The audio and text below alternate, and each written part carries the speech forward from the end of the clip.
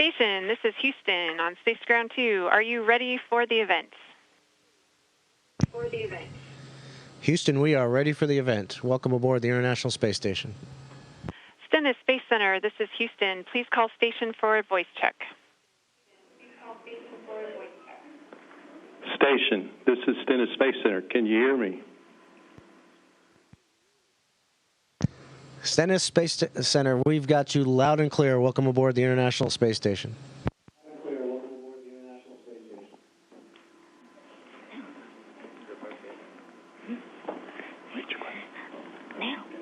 Hello, my name is Kenley from Hancock North Central Elementary. My question is for Ron.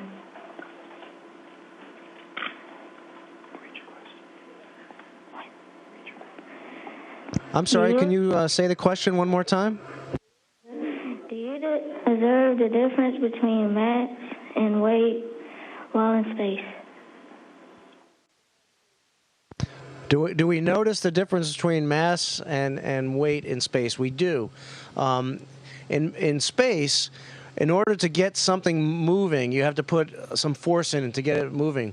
But what happens is, once it starts moving, you have to put that same amount of force to stop it. So when we're outside on a spacewalk and we have these big, heavy suits on, it takes some effort to get ourselves moving, but then it takes the same amount of effort to stop as well. So that's something a little bit different than we see on Earth.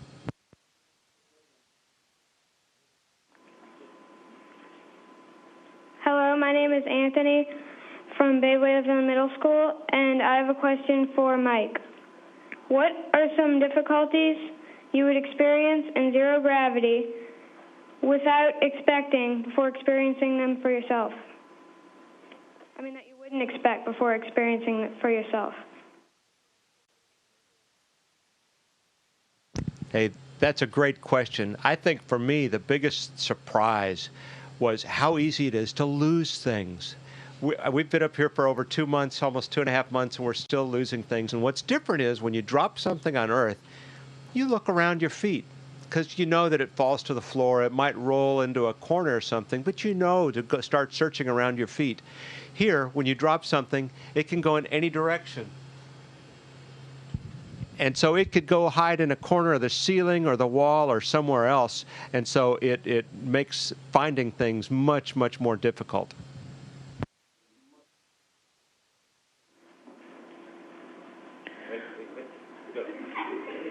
Hello, my name is Nathan from Our Lady of Promise Upper School, and my question is for Satoshi. How do you sleep in space with little gravity, and what do you sleep in? Okay, we sleep in normal sleeping bags in each crew quarter. The crew quarter is about 3.5 feet wide, 3.5 feet long, and 6.5 feet tall. And we sleep well. When I close my eyes in a free-floating sleeping bag under microgravity, I have a strange feeling that I cannot recognize my body orientation with reference to the space station because nothing but a sleeping bag is touching my body. Very good.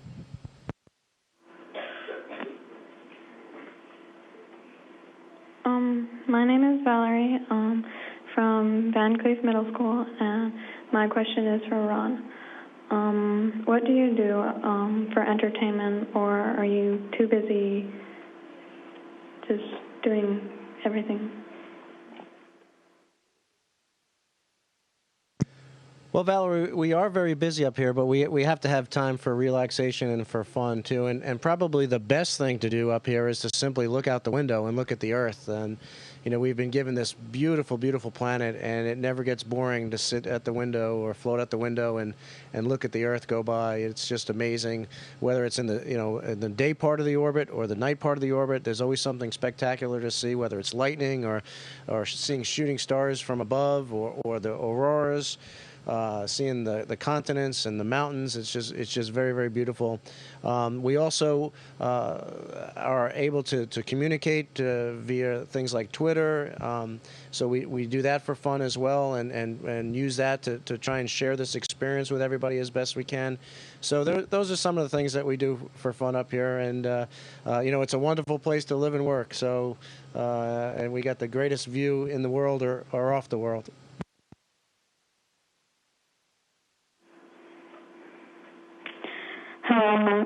Hello, my name is Bryce from Maywood Middle School, and my question is for Mike. How do the stars and planets look from the space?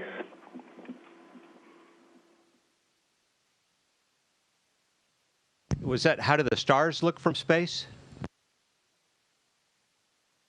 The stars and planets. Okay, how do the stars and planets look from space? Amazing. I've grown up loving to go out and look at the night sky and look at the stars. And where I grew up in South Texas, you couldn't see that many. I mean, you get out away from the towns and cities and you can see more. I remember the first time I looked at the stars from the mountains where it was clear skies, clear night, and how many more stars I could see. It was a big jump, a big change. Well, up here, it's the same kind of even bigger change from where it is on the tallest mountains to space, where the stars are just innumerable. And the big difference is they don't twinkle. They're steady, and when you really look at them for a little while, you can definitely see the colors, particularly the red ones. They have a little red tint that really stands out. I love looking at the night sky in space, too. And the planets here look like just bigger, brighter stars, but you can track them as you were watching from night to night, just like you can from home. You can see, particularly the ones that are in closer to us, their position changing relative to the stars. So it's a lot of fun.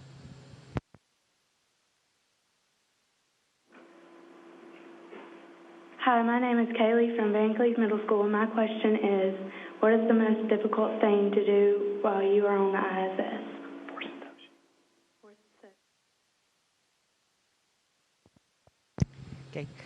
Okay, that's a good question. It is very easy to do multiple somersaults under microgravity, and it is difficult to land perfectly after that. Because due to the law of inertia, it is difficult to stop the motion. Stand by while he demonstrates. Okay. Sure.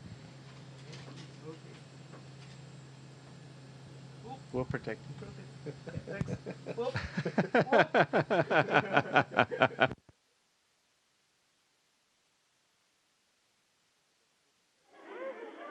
See how difficult it is?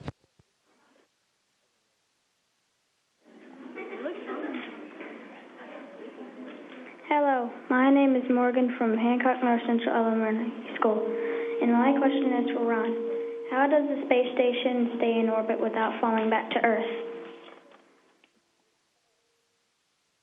Well, Morgan, that's a good question. It actually is falling back to Earth. This whole big giant structure, which weighs almost 1 million pounds, is falling back to Earth. But the reason why it doesn't hit the Earth, or the reason why it doesn't even get any closer to the Earth, is because we are traveling so fast that the Earth curves away from us as we're going by. So, we're traveling at 5 miles a second. So that is really, really fast. So because of that velocity, we never really get any closer to the Earth. So really good question.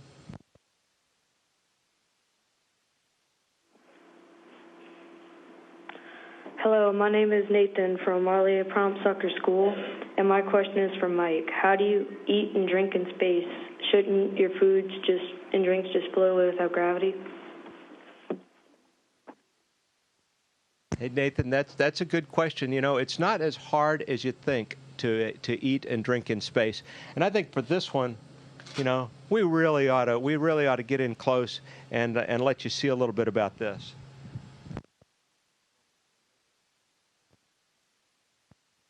Okay, and we're gonna just show you how you can eat in space here. Okay, so you stand by, keep watching.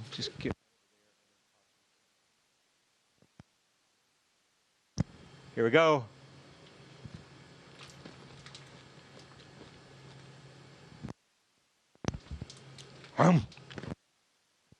Okay, that's. Sorry. All right. Now, drinking in space is different because we can't drink out of a cup. It would just float out of the cup. And so all of our drinks are in bags like this, which kind of takes some of the joy out of a morning cup of coffee until you get used to it. But you can have even things like orange juice right here inside this pouch.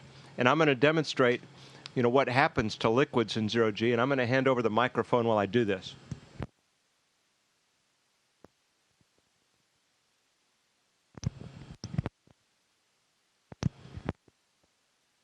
Okay, so Mike is squeezing the bag that's filled with orange juice, and you see that there's a bubble coming out of the top of the straw. And there's something called surface tension that causes it to form an almost perfect sphere. And if he's good, which I know he is, he'll be able to drink that entire bubble of orange juice without making a mess. There's no strings attached anywhere on the bubble of orange juice, apparently. All right. How about a big round of applause for Professor Fossum?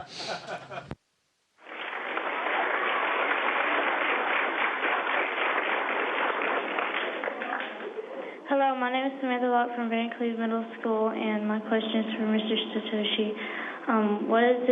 What season is it mostly like up there and living in the ISS? Okay, it is like spring or autumn because the temperature inside of the space station is controlled to about 70 degrees all the time. And it is, of course, comfortable. And on the other hand, I miss the sense of the seasons. And I miss summer because I live in a hot and humid Texas, Houston, Texas.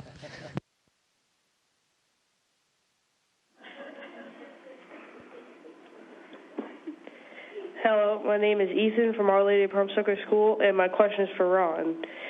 Have you ever thrown a football in space, and how does the lack of effects from gravity affect it? Well, Ethan, I have thrown a football in space, and you don't realize it, but your brain has learned to compensate for gravity. So when you throw a football, your brain knows I can't just throw it in a straight line. That I have to throw it a little bit higher so that when the gravity takes, when the gravity starts to react on the football, it's going to eventually hit the target. Your brain subconsciously takes that into account. So the first time I threw a football in space, it went really, really high because my brain still thought I needed to compensate for gravity, which it didn't. But it takes you a while to get used to it. But you could basically you just throw directly at what you're looking at, what you're aiming for, and it goes right there on a straight line without any problems whatsoever. So it's a lot of fun to play with things like that in space.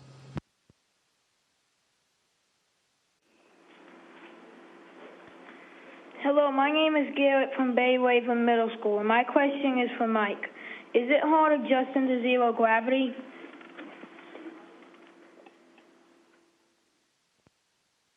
Hey, Garrett, great question. Is it hard to adjust to zero gravity? It takes a little bit of an adjustment as you figure out how to live and work up here because, like we've said, in so many ways, it doesn't work the same. Your food does swallow. I mean, when you swallow, it goes down just like you can stand on your head right now and drink water through a straw, and you could swallow it up where it goes up into your stomach. At first, probably one of the things everybody notices is a fluid shift because on Earth, gravity is pulling down on your blood and the other fluids and organs in your body, and it's pulling them down. And up here, without that gravity pulling the fluid down, it just floats back up, and it kind of feels like your head is full and has some pressure, just like if you were hanging by your knees from a chin-up bar or a tree branch hanging upside down, and you feel that blood coming to your head, and your kind of head starts to pound a little bit, and your eyes feel like they're bulging a little bit, because they really are. And we feel that up here for a week or two when we first get up here until our bodies adjust to being up here.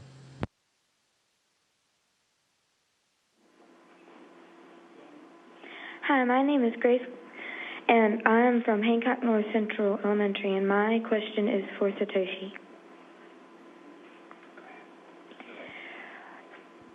what is it like living with a crew from other countries?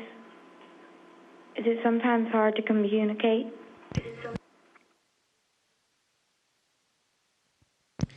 That's a great question. It is fun to live and work with crew members from different countries. We learn Russian language, and Russian colleagues and I learn English. And the crew members sometimes talk in English and sometimes in Russian.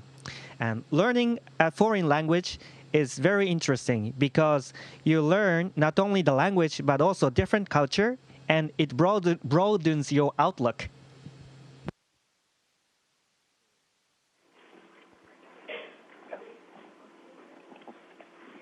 Hello, my name is Ashlyn from Hancock North Central Elementary School, and my question is for Ron. Do you feel like you're falling when you're doing EVA?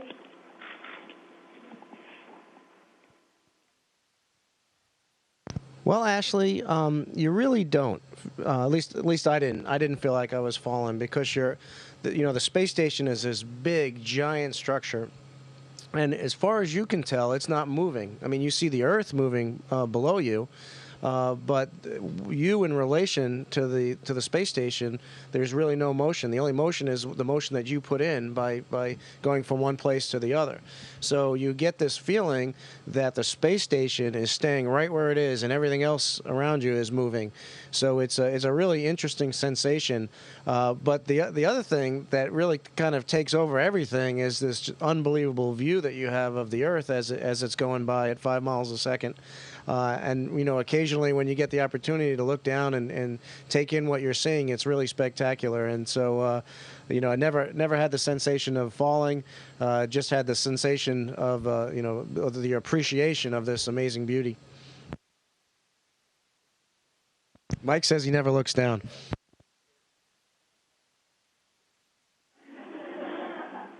Hello, my name is Robert from Bay Waveland Middle School, and my question is for Mike. Does the whole moon ever get dark when looking at it from the ISS?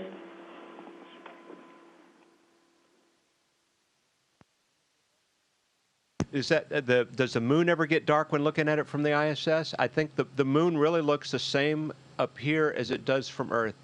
I talked about enjoying looking at the night sky. I really love looking at the moon, and I would spend time looking at the moon with binoculars from my home and studying the different shadows that you can see each night as that line of light and darkness moves. You can see different craters.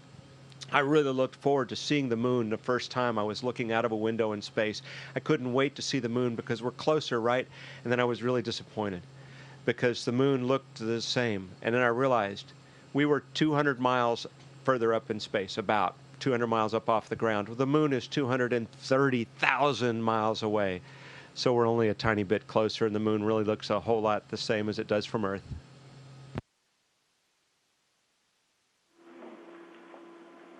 Hello, my name is Austin from Van Cleve Middle School, and my question is for Satoshi.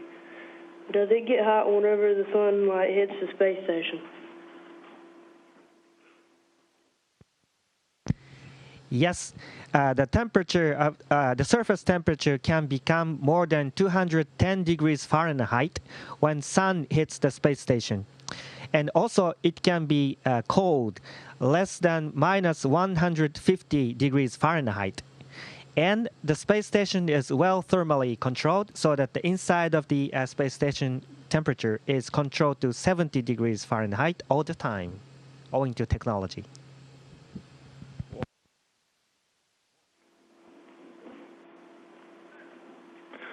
Station, this is Stennis Space Center. We're sorry we're running out of time. We wish we could talk to you all day. You've got a lot of excited students and teachers and administrators and others here, and we just want to say thank you very much for giving us time out of your busy work schedule to talk with us and help us learn about what it's like in space and help us learn a lot about math, science, and why it's so important. And we want to thank you, and we wish you best of luck and Godspeed on the rest of your Expedition 28 journey. Thank you from the Stennis Space Center.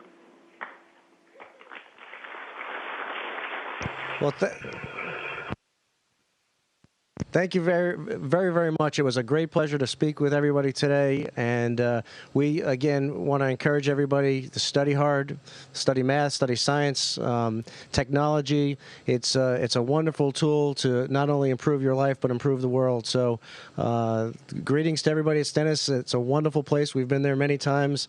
And it was a great, great fun to speak with everybody today. So thanks for coming aboard the International Space Station.